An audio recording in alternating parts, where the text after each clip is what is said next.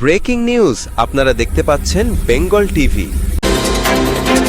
এই মুহূর্তে আপনারা দেখতে পাচ্ছেন সবথেকে বড় খবর যে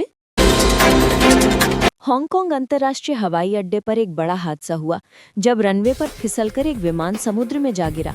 दुर्घटना से पहले विमान ने हवाई अड्डे में खड़ी एक गाड़ी को भी जोरदार टक्कर मारी। सोमवार सुबह तड़के 3:50 पर दुबई से लौट रही एमिरेट्स एयरलाइंस की एक मालवाहक उड़ान के लैंड करने का समय था। विमान में पायलट समेत 4 क्रू सदस्य मौजूद थे। अवतरण के दौरान विमान रनवे से फिसल गया और सीधे जाकर पास के समुद्र में गिर पड़ा। इससे पहले उसने विमानतल पर खड़ी एक गाड़ी को तेजी से टक्कर मारी। ये यात्री विमान नहीं था, जिससे बड़ी त्रैसदी टल गई। हालांकि इस हादसे में 2 लोगों की मौत की पुष्टि हवाई अड्डे के अधिकारियों ने की है। विमान में मौजूद 4 लोगों को समुद्र से बचा लिया गया है। हवाई अड्डे के अधिकारियों के बयान के अनुसार तड़के मौसम थोड़ा प्रतिकूल था, जिसके कारण विमान सही तरह से लैंड नहीं कर सका।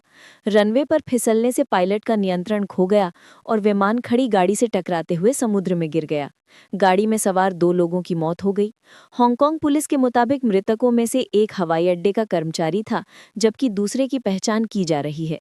घटनास्थल से मिली तस्वीरों में देखा जा सकता है कि विमान का पिछला हिस्सा पानी में डूबा हुआ है, जबकि आगे का कुछ भाग ऊपर दिखाई दे रहा है।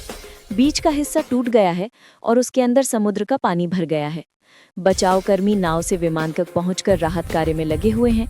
एमिरेट्स एयरलाइंस ने बीबीसी को बताया कि दुर्घटनाग्रस्त EK9788 विमान में कोई माल नहीं था।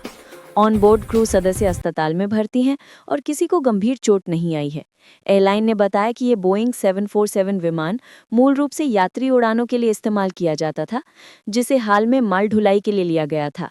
विमान की उम्र लगभग 32 वर्ष बताई जा रही है। सोमवार का ये हादसा 1999 के बाद हांगकांग हवाई अड्डे के इतिहास में सबसे भयावह माना जा रहा है। 1999 में चाइना एयरलाइंस का एक यात्री विमान टाइफून के दौरान यहां लैंड करने की कोशिश में पलट गया था, जिससे 3 लोगों की मौत हुई थी। सोमवार की दुर्घटना के बाद फिलहाल हांगकांग अंतर्राष्ट्रीय हवाई अड्डे को अस्थायी रूप से बंद कर दिया गया है। ब्रेकिंग न्यूज आप देख रहे हैं बंगाल टीवी। अभी की सबसे बड़ी खबर सामने आ रही है। अच्छी खबर, राज्य के इन कर्मचारियों का वेतन बढ़ाया गया। दीपावली से पहले खुशियों की लहर। राज्य के हजारों अनुबंधित कर्मचारियों के लिए दीपावली से पहले बड़ी खुशखबरी आई है। Paschim Bengal power development corporation limited WBPDCL के अधीनस्थ अनुबंधित कर्मचारियों के वेतन वृद्धि की घोषणा की गई है, जिससे कर्मचारियों में खुशी की लहर दौड़ गई है। ये वेतन वृद्धि एक त्रिपक्षीय समझौते के तहत तय हुई है, जिसने कर्मचारियों की लंबे समय से लंबित मांग को पूरा किया है। इस समझौते से लगभग 5,000 कर्मचारी लाभान्वित होंगे और उनका मासिक वेतन औसतन 3,000 रुपये तक बढ़ जाएगा। ये समझौता राज्य बिजली विकास निगम, श्रमिक यूनियन और श्रम विभाग के बीच हस्ताक्षरित हुआ है। पिछला समझौता वर्ष 2023 में समाप्त हो गया था, जिसके बाद नया समझौता नहीं होने से कर्मचारियों में असंतोष फैल गया था।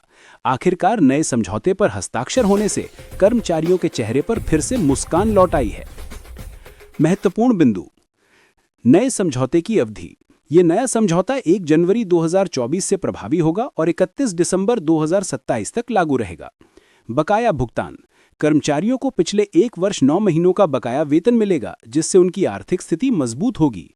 कर्मचारियों की संख्या, इस वेतन वृद्धि से लगभग 5,000 अनुबंधित कर्मचारी लाभान्वित होंगे। वेतन वृद्धि की राशि, कर्मचारियों का मासिक वेतन औसतन 3,000 रुपये तक बढ़ जाएगा। इस खबर से कर्मचारी बेहद खुश हैं। वे लंबे समय से वेतन वृद्धि की मांग कर रहे थे। दीपावली से पहले ये घोषणा उनके उत्सव की खुशी को दोगुना कर गई है। श्रमिक यूनियन के नेताओं ने बताया कि यह समझौता कर्मचारियों का मनोबल बढ़ाएगा और वे और अधिक उत्साह के साथ काम करेंगे। ये वेतन वृद्धि राज्य के अन्य अनुबंधित कर्मचारियों के लिए भी एक उम्मीद की किरण लेकर आई है। इससे ये साबित होता है कि सही बातचीत और सहयोग से कर्मचारियों की मांगें पूरी की जा सकती हैं। राज्य बिजली विकास निगम का ये कदम निश्चित रूप से सराहनीय है और ये अन्य सरकारी संस्थाओं के लिए एक प्रेरणादायक उदाहरण बन सकता है। ব্রেকিং নিউজ আপনারা দেখতে পাচ্ছেন বেঙ্গল টিভি। अभी की सबसे बड़ी खबर सामने आ रही है। छोटा पैकेट बड़ा धमाका। रूसी ड्रोन को रोकने के लिए यूक्रेन का भरोसा आदिम हथियार पर। कैसे दुश्मन को सबक सिखा रहा है पुराना चाल। जानकारी के अनुसार यूक्रेन की 413वीं सेपरेट रेड बटालियन ने ड्रोन के खिलाफ शॉटगन इस्तेमाल करने के लिए प्रशिक्षण कार्यक्रम शुरू किया है। वहां सैनिकों को ड्रोन से निपटने के लिए शॉटगन सही तरीके से चलाने की ट्रेनिंग दी जा रही है। लगभग 4 वर्षों से जारी रूस यूक्रेन युद्ध ने दुनिया के सैन्य विशेषज्ञों की सोच बदल दी है। इस संघर्ष ने साबित किया है कि पारंपरिक या आदिम हथियार भी आधुनिक युद्ध में प्रभावी भूमिका निभा सकते हैं। कीव मॉस्को संघर्ष ने फिलहाल रूसी सेना के लिए यूक्रेनी शॉटगन एक बड़ी चुनौती बन चुकी है। छोटे, तेज और घातक ड्रोन के खिलाफ सबसे किफ़ायती उपाय के रूप में यूक्रेनी सेना अब इस पर निर्भर कर रही है। ये भी माना जा रहा है कि यूक्रेनी सशस्त्र बल दुनिया की पहली ऐसी सेना है जिसने ड्रोन हमलों के खिलाफ संगठित रूप से शॉटगन के उपयोग का निर्णय लिया है। शॉटगन की गोली के फैलाव के कारण छोटी और तेज रफ्तार ड्रोन को मार गिराने की संभावना बढ़ जाती है, खासकर जब वे बहुत करीब आ जाती हैं। पहले ड्रोन से निपटने के लिए उन्नत विमानरोधी रक्षा प्रणाली और इलेक्ट्रॉनिक हथियारों को प्राथमिकता दी जाती थी, लेकिन ये कई मामलों में असफल साबित हुए। यूक्रेन की सफलता के बाद अब दुनिया की अन्य प्रमुख सेनाएं भी अपनी ड्रोन रोधी रणनीतियों में शॉटगनों को शामिल करने लगी हैं। 3 अक्टूबर को इजराइल वेपन इंडस्ट्रीज ने अपनी नई आर्बल एंटी ड्रोन सिस्टम को सार्वजनिक किया। ये प्रणाली इस तकनीक पर आधारित है जो नियंत्रित कर सकती है कि बंदूक से कितनी गोलियां निकलें। इस हथियार की मदद से पैदल सेना ड्रोन हमलों को रोक सकती है। आर्बल प्रणाली AR-15 AR-AD असॉल्ट राइफल और नेगेव मशीन गन से सीधी जुड़ी है। इस सिस्टम के जरिए इजरायली सैनिक 450 मीटर दूर स्थित ड्रोन को भी निशाना बना सकते हैं, वो भी बिना किसी अतिरिक्त उपकरण के। अन्य देशों की सेनाएं भी इसी तरह की ड्रोन किलर राइफलें और बंदूकें विकसित करने की दिशा में काम कर रही हैं। अमेरिका ने IXI-EW ड्रोन किलर नामक राइफल बनाई है, जिसका डिजाइन साधारण राइफल जैसा ही है और वजन लगभग 4 किलोग्राम है।